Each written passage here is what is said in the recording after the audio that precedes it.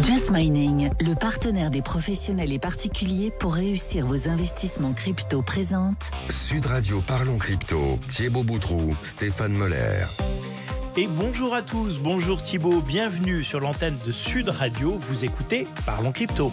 Aujourd'hui nous évoquons un fait qui fait gronder l'écosystème crypto. Bonjour Stéphane, effectivement cette semaine il s'est joué une partie importante pour l'avenir de l'écosystème crypto en Europe et le moins qu'on puisse dire c'est qu'on a eu chaud.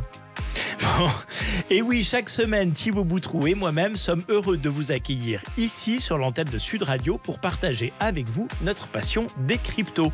Vous avez entendu parler du Bitcoin, de l'Ethereum, de l'émergence des cryptos. Vous avez envie de comprendre cet univers qui s'offre à nous. Alors, décryptons pas à pas au fil de nos émissions cet univers passionnant. Thibaut, vous êtes associé fondateur de la société Just Mining. C'est ça. Stéphane, on peut te retrouver sur cette même antenne chaque soir de la semaine à 19h20 pour l'émission Conseil de famille.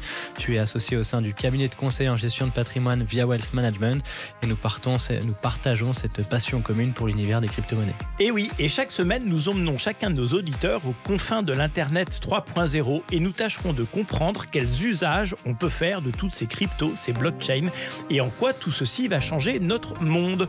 Aujourd'hui, comme chaque semaine, cette émission aura donc deux parties. Tout d'abord, Thibaut et moi ferons le tour d'un concept que nous allons approfondir. Aujourd'hui, Thibaut, nous allons évoquer la réglementation européenne MiCA et vous verrez, c'est passionnant. Et pour mieux comprendre les enjeux, nous allons recevoir Faustine Fleuret qui est la présidente de l'ADAN, l'association des actifs numériques, mais on y reviendra. C'est ça, alors comme on le rappelle chaque semaine, l'objectif de cette émission n'est pas de délivrer quelconque conseil en investissement. Ici, on va essayer de vous faire comprendre un peu plus en profondeur cet écosystème, les sous-jacents, qu'est-ce qui s'y trame à travers des témoignages, des entreprises, des projets. Et cette semaine, un sujet un petit peu particulier parce qu'on va englober tout ça dans la réglementation qui est nécessaire et qui est un des enjeux pour l'avenir de cet écosystème. Alors Thibaut, cette semaine, la sphère crypto a tremblé, en Europe du moins, la raison d'un amendement de la loi MiCA visant à interdire le proof of work, le fameux minage de crypto-monnaies que nous avions évoqué dans une précédente émission. Alors avant de commencer Thibaut, en quelques mots, c'est quoi la loi MiCA ? Alors, MiCA, ça veut dire Market in Crypto Assets. C'est une réglementation qui se veut commune et harmonisée au niveau de l'Union européenne pour les crypto-actifs. Alors, il y a un premier texte qui a été proposé par Bruxelles en septembre 2020 et depuis, on discute et on travaille ce texte pour arriver à une formulation finale qui devrait se faire dans les 12 à 18 prochains mois. Alors, si j'ai bien compris, lundi dernier, c'est-à-dire le 14 mars, se jouait une partie importante du MiCA au Parlement européen, c'est ça ? Ouais, c'est ça, exactement. Au Parlement, une première décision qui visait à voter un amendement qui remettait notamment en cause le proof of work, donc cette fameuse technologie du minage de crypto-monnaies dont on a déjà parlé dans une précédente émission. Alors j'ai vu ça, j'ai lu ça beaucoup aussi partout sur la toile. J'ai surtout vu l'emballement autour de l'écosystème. C'était quoi l'enjeu ? Alors, l'enjeu, il y en avait plusieurs. Ce qui a fait surtout gronder l'écosystème, c'est la forme de cet amendement qui a suscité beaucoup de colère et d'incompréhension pour plusieurs raisons. Donc, cet amendement, en fait, ce qu'il disait, c'est que il fallait, pour des raisons écologiques notamment, interdire l'activité du minage de crypto-monnaies et par extension les actifs qui utilisaient ce protocole-là. Donc, ça inclut Bitcoin et Ether. La traduction de ça, si on va plus loin dans les lignes, ça condamnait littéralement Bitcoin et Ethereum et indirectement l'écosystème crypto sur l'Europe en fait. Donc il était important de réagir et au-delà de ça, ce qui était assez difficile à comprendre dans la proposition de l'amendement, c'est qu'il y avait déjà une version relativement similaire qui avait été proposée, qui avait été retirée après des discussions de l'écosystème. Donc ça, c'est le premier point. Là, 72 heures avant le vote, cet amendement a été rajouté. Donc ça a créé un premier buzz un petit peu dans l'écosystème. Un stress, ouais, important. Ouais, un premier stress important. Et le deuxième point, c'est en fait quand on regarde toute la réflexion et le cheminement qui arrive à la justification de cet amendement, parce que on se rend compte que des personnes qui maîtrisent pas bien le sujet, qui surtout prennent pas le temps de discuter avec les acteurs de l'écosystème, alors qu'on a des interlocuteurs aujourd'hui qui sont là pour faire ce boulot de démocratisation, prennent la parole et prennent des décisions sur des choses qu'ils maîtrisent pas bien et qui peuvent avoir des conséquences assez graves pour l'écosystème, mais plus généralement en fait pour la compétitivité de l'Europe, parce que là c'est clairement de ça qu'on parle en fait. Et d'autres pays l'ont bien compris, notamment les États-Unis, et on est en train de tirer une balle dans le pied de l'Europe, donc il est important de réagir. Ouais, c'est un peu du déjà vu. Hein. J'ai l'impression qu'on revit ce qu'on a vécu au moment du web. En fait, ça me fait penser cette discussion à la discussion qu'on avait eue avec Pierre Persson il y a quelques semaines, qui disait que l'Europe aimait poser des cadres, mais qu'on n'a pas de photos à mettre à l'intérieur du cadre. Hein. Et qu'on passe plus de temps à se battre, à réguler chez nous ce qui se passe à l'extérieur de l'Europe qu'à développer nos propres infrastructures technologiques. C'est ça. Heureusement, on a justement certains députés comme Pierre Persson, du coup, que tu viens de citer, qui eux, sont à jour sur le sujet et eux encouragent et prêchent, entre guillemets, la parole juste auprès des autres députés. Mais il y a encore un boulot très, très important à faire et cet amendement, en fait, en est l'exemple qu'il y a encore beaucoup de chemin à parcourir. Oui, et puis je crois qu'il y a encore une autre dimension, c'est que l'Europe se veut être championne et leader en matière d'écologie, en tout cas montrer l'exemple en matière d'écologie. Et on en parlera avec Faustine tout à l'heure, mais il y a un vrai enjeu autour de l'écologie, autour de cette problématique du minage du Bitcoin. De toute façon, l'écologie est un vrai sujet et il est hors de question de le faire passer au second plan. Mais il y a une grosse compréhension à faire le minage n'est pas forcément une activité qui est néfaste pour l'environnement. C'est ça qu'il faut vraiment comprendre et pour ça, il faut faire la démarche de comprendre c'est quoi le minage, comment ça marche. Et ça, aujourd'hui, nous, on a des interlocuteurs qui sont prêts à l'expliquer. Donc, il y a juste une discussion à avoir, en fait. Oui, et en fait, au-delà de tout ça, et ensuite, on va passer la parole à Faustine, mais au-delà de tout ça, le message est quand même pas facile pour l'écosystème crypto en général. Oui, c'est ça. Puis c'est une communauté qui est aussi assez virulente, qui aime défendre son drapeau. Donc c'est sûr que dès qu'il y a quelque chose qui ne va pas, c'est vrai qu'on parle assez fort, mais on a tendance toujours à la pointer du doigt, alors qu'aujourd'hui on a quand même fait un parcours et il y a des acteurs et il y a de quoi montrer qu'on fait des belles choses et on n'est plus à 5 ans en arrière où effectivement les cryptos c'était nébuleux et on comprenait pas tout. Aujourd'hui, on a quand même des grosses sociétés, on a quand même des gros acteurs, des gens du monde traditionnel très sérieux qui viennent dans cet écosystème-là. Donc, on est quand même beaucoup plus crédible. Oui, on les voit défiler à cette table, hein, au fur et à mesure de nos émissions. D'ailleurs, l'écosystème est plein d'entrepreneurs prodigieux avec des projets incroyables qui sont vraiment de nature à changer l'univers dans lequel on va évoluer demain. On revient sur tous ces points dans une minute après une courte page de publicité avec Faustine Fleuret, qui est la présidente de l'ADAM. Vous êtes sur Sud Radio et vous écoutez Parlons Crypto. Just Mining, le partenaire des professionnels et particuliers pour réussir vos investissements crypto, présente Sud Radio Parlons Crypto. Thibaut Boutroux, Stéphane Moller. Alors, sujet absolument passionnant aujourd'hui, parce qu'aujourd'hui, on parle réglementation et on va essayer de comprendre comment la loi va pouvoir s'adapter à ce nouveau monde. Nous sommes toujours en compagnie de mon acolyte Thibaut Boutroux, mon acolyte de chaque semaine, et notre invitée cette semaine, Faustine Fleuret, la présidente de l'ADAN. Donc, blockchain, bitcoin, mining, finance décentralisée, métaverse, et aujourd'hui, une émission un peu transverse dans laquelle on va plutôt parler de réglementation et de compétitivité de la France au niveau mondial. Aujourd'hui, donc, nous recevons Faustine, la présidente de l'Association des actifs numériques en France, une association qui vise à faire entendre la parole de cet écosystème en France, mais aussi en Europe. Alors, pour nos auditeurs qui viennent de nous rejoindre, Faustine, est-ce que tu peux nous expliquer ton rôle au sein de l'ADAN, mais aussi le rôle de l'ADAN ? Alors l'ADAN, l'Association pour le développement des actifs numériques, c'est une association professionnelle. Donc effectivement, nous fédérons les entreprises du secteur crypto qui rendent des services en France et en Europe. Donc c'est vraiment assez large dans la typologie des activités de ces acteurs-là. Donc notre mission, c'est de les rassembler, de porter leur voix et en fait d'aider leur développement à la fin, puisque pourquoi le besoin d'une association professionnelle, c'est qu'il existe encore beaucoup de barrières à l'émergence d'un système fort en France et en Europe. Donc la réglementation, la participation au débat réglementaire, c'est un des cœurs, c'est le cœur de la mission de l'association. On va parler de réglementation européenne principalement aujourd'hui, mais c'est vrai qu'en France, on a une réglementation depuis plusieurs années, donc les débats ne sont pas du tout nouveaux. Et l'association suit les débats sur MiCA depuis septembre 2020 que la proposition de la Commission européenne est sortie. C'est ça qu'on appelle faire du lobbying ?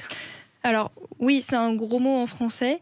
Donc en fait, c'est de la représentation d'intérêts. Donc le secteur a besoin d'un porte-parole, de quelqu'un qui est connu des autorités, des décideurs, mais également du secteur traditionnel. Quand il a des questions, on fait énormément de pédagogie.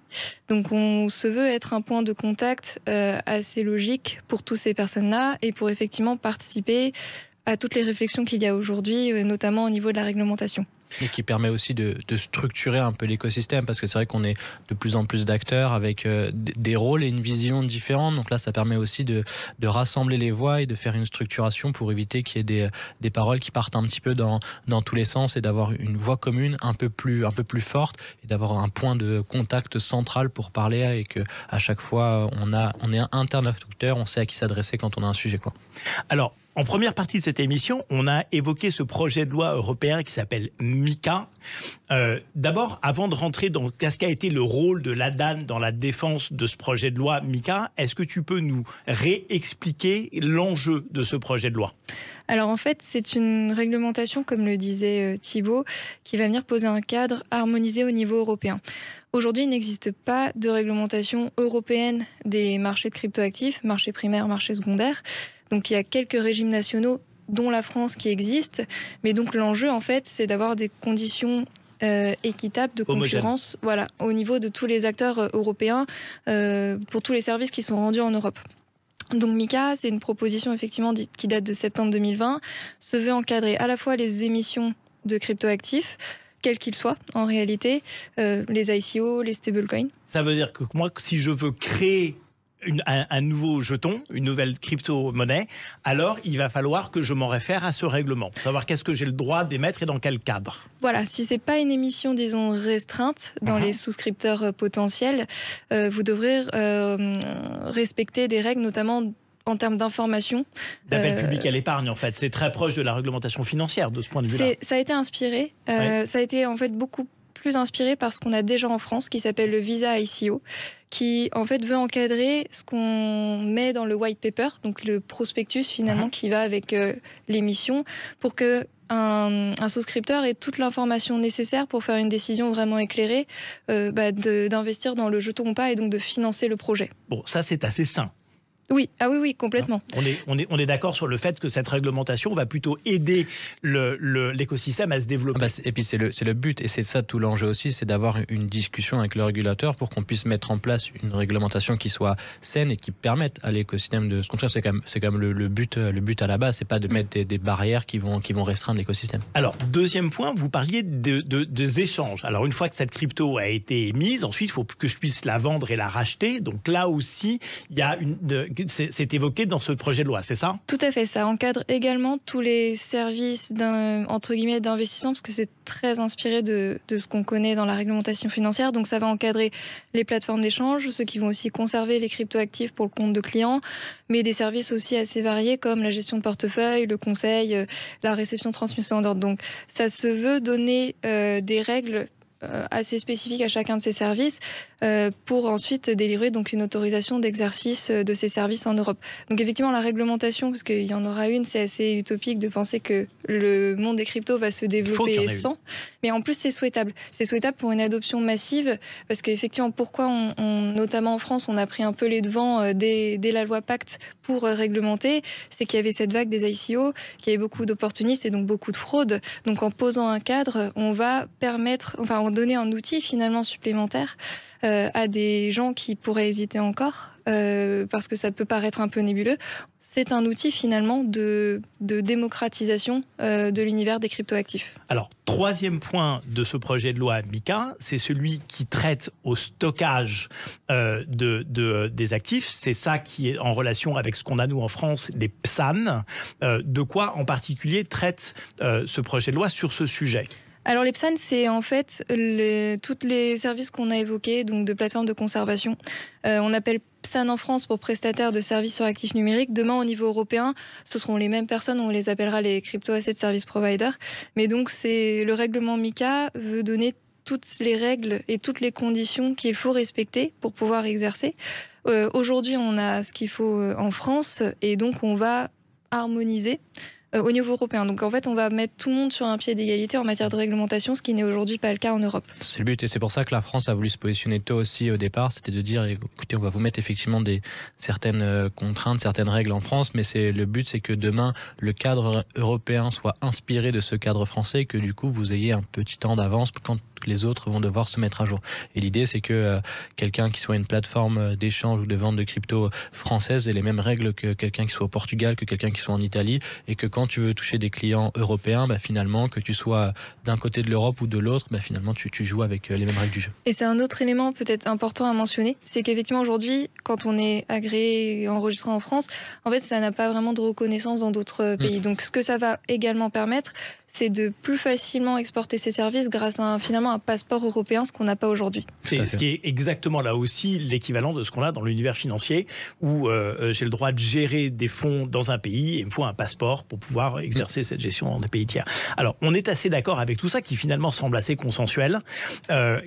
En quoi est-ce que ce projet a fait débat et qu'est-ce qui a été mis en exergue autour de ce projet de loi et où intervient là-dedans cette problématique autour, qu'on évoquait tout à l'heure, autour de ce proof of work, de ce minage de Bitcoin? Alors, de façon générale, ce que recherche MiCA, et c'est ce sur quoi il faut qu'on soit vigilant, c'est qu'on apporte un cadre, une protection pour les utilisateurs, mais qu'on laisse se développer l'innovation.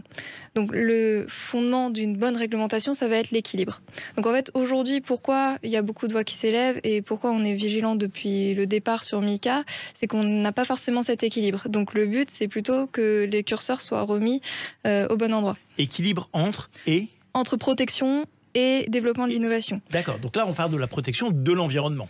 Alors, ça en fait partie. Protection des investisseurs finaux, en fait, oui. de l'usager, de toi, de moi, de Faustine, c'est vraiment ça. Parce que la crypto-monnaie, si on la laisse se développer un peu librement, il y a toutes les dérives qu'on peut connaître à ce système. Ouais. Parce qu'il y a des acteurs qui vont faire les choses correctement, d'autres moins. Donc le premier rôle de toute réglementation, d'ailleurs, c'est de protéger les consommateurs. Et donc, l'aspect environnemental qui ressort de cette problématique autour du MiCA, c'est en fait une protection des consommateurs au par ricochet, en leur disant finalement, si ce que vous utilisez, c'est pas environnementalement sain, vous allez détruire la planète et donc ça vous protège pas. C'est-à-dire qu'on est jusque-là dans la réflexion.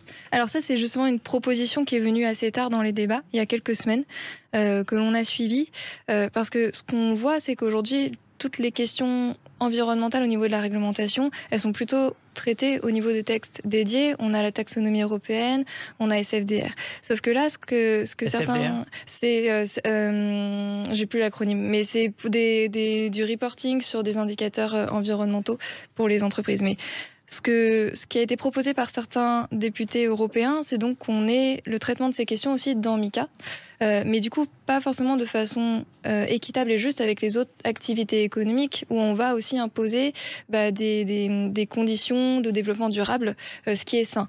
Donc là, la question c'était, est-ce que ce qu'on propose dans MiCA est juste et efficace ? Et d'une part, non, c'était pas forcément juste puisque justement on traite ça de façon très spécifique. Mais la proposition qui avait été faite d'interdiction indirecte du proof of work, si on veut aller vite, elle n'est pas non plus efficace, puisque le fait que ce soit disproportionné, quelle que soit l'exigence de laquelle on parle, qu'est-ce que ça va faire ? Ça va plutôt faire fuir les acteurs de l'Europe. Ça va les faire se pousser à aller dans d'autres juridictions qui seraient plus favorables. Or, si on veut, nous, l'Europe, être moteur pour atteindre des objectifs environnementaux, pour la lutte en faveur de la transition écologique, il faut au contraire qu'on embarque les acteurs avec nous et pas qu'on les pousse à l'extérieur. Alors, tous les deux, si je peux reformuler, c'est qu'en fait, il existe un cadre européen de production pour qui touche tout le monde, production industrielle, production financière, etc., qui oblige les acteurs, quel que soit leur univers, finalement, à se mettre dans un cadre de développement durable et s'ils ne le sont pas, à offrir des compensations à l'Europe en matière de réduction de taxes carbone ou de taxes à payer, etc., etc. Et ce projet de loi concernant les cryptoactifs était traité différemment des autres secteurs économiques ou est traité différemment des autres secteurs économiques. Et là, on imaginait soit de l'interdire, de le bannir, soit de demander aux acteurs acteurs qui en sont le moteur de payer une contribution supérieure aux autres acteurs en termes de compensation carbone. C'est ça comme ça qu'on peut reformuler? Exactement, c'était pour des cryptos qui seraient développés sur des protocoles dits non durables. En fait, on allait demander aux entreprises européennes de cesser leurs activités sur ces cryptoactifs, avec du coup des critères qui étaient traités dans MiCA de façon très spécifique, alors qu'on a la taxonomie européenne. Et donc c'est d'ailleurs cette solution beaucoup plus pragmatique qui a été finalement choisie, c'est plus de traiter notamment les activités de minage dans la taxonomie européenne. Donc sur cette proposition-là qui est la plus favorable, on va plutôt encourager les acteurs à être vertueux, mais surtout on ne va pas se priver, et Thibaut en a un peu parlé, des opportunités que le minage offre pour l'efficience énergétique globale de l'Union européenne, ce dont on se serait privé avec des règles trop disproportionnées. Et ce qui est d'autant plus incompréhensible dans l'amendement qui était proposé, c'est que en réalité l'activité même du minage de crypto-monnaies, elle est très peu présente sur le sol de l'Union européenne, parce que de base l'Union européenne n'a pas forcément des dispositions qui sont favorables au minage de crypto-monnaies, donc ça se fait un petit peu à l'extérieur. Donc là c'était de dire une activité qui est peu présente, on va couper une de ces extensions qui au contraire permet de faire vivre l'Europe à travers l'écosystème. Ouais, en fait ce que tu es en train de nous dire, c'est que de toute façon le coût d'accès à l'énergie est tellement cher en Europe que de toute façon c'est pas miné chez nous, mais que sans que ce soit miné chez nous, ça nous prive du bénéfice éventuel de ces cryptoactifs sur notre sol. Donc de toute façon, ce ne sera pas miné chez nous, mais en plus, on ne peut même pas bénéficier de ce qui a été miné ailleurs. C'est ça. Oui, c'est quand même assez idiot, oui. Disons les choses clairement. Et quel est le rôle de la France au sein de cet écosystème, et est-ce qu'on a une voix à porter? Est-ce qu'on a une existence dans cet univers? Enfin, comment est-ce qu'on se situe? Je pense que la France a un rôle multiple. Alors de base, parce qu'on a cette réglementation depuis des années et qu'elle a très clairement inspiré ce qui se met en place au niveau européen. On parle de MiCA, mais on a d'autres textes, notamment la lutte contre le blanchiment et le financement du terrorisme, où c'est directement calqué sur ce qu'on a fait en France. Donc déjà, on est une inspiration, on est un moteur de la réglementation. Ensuite, en ce moment, on est en pleine présidence française de l'Union européenne, et on sait que dans cet agenda, la finance numérique, comme c'est appelé, c'est une priorité. Donc on va être moteur, et on est moteur en ce moment dans les débats. Ensuite, le fait que la France soit assez experte, et notamment par rapport aux autres États membres, on participe à travers le Conseil de l'Union européenne, à travers la représentation de la France au niveau européen, à travers nos députés français européens. Donc on est un peu plus armés, un peu mieux connaisseurs que peut-être d'autres États membres. Ensuite, le travail n'est pas du tout terminé. Comme le disait Thibaut, il n'y a encore qu'un noyau de parlementaires qui est connaisseur du sujet, sensibilisé aux enjeux de souveraineté, de compétitivité. Donc notre rôle à l'association, donc on participe au débat réglementaire, donc quand on va fournir des recommandations, des analyses sur les bonnes et moins bonnes idées qu'on va voir passer.